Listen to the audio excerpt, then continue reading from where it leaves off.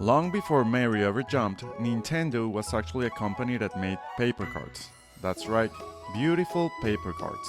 It all started way back in 1889. A craftsman named Fusajiro Yamauchi hand-painted beautiful flower cards and called them Hanafuda.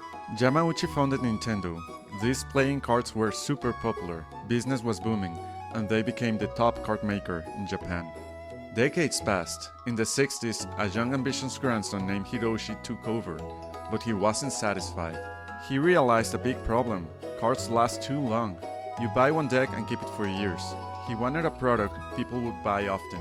So he tried everything. He started a taxi company, but it failed because the negotiations with the drivers were a nightmare. He even tried selling instant rice and soup, but sadly, it didn't taste very good, and nobody was buying it.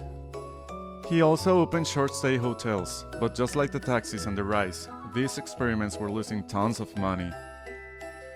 By the late 60s, Nintendo was in trouble. They were deep in debt and needed a miracle to survive.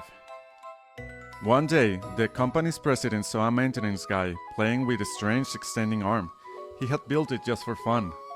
The businessman, realizing how fun this peculiar invention was, he started creating this into a product. They called it the Ultra Hand.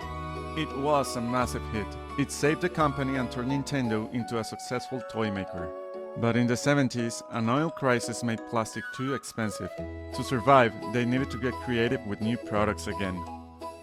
One day, they saw a man playing with a calculator on a train and thought, what if we use tiny screens for gaming?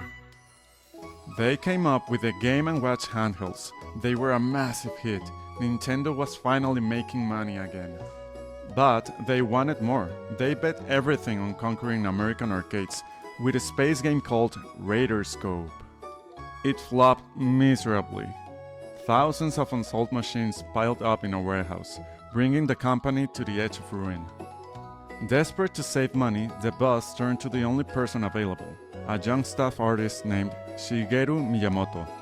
He wasn't a programmer, so he focused on a story. He sketched a carpenter trying to save his girlfriend from a stubborn gorilla.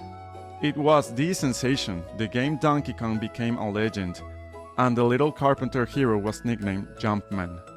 Later on, this carpenter became a plumber we all know and love named Mario, and the rest is history.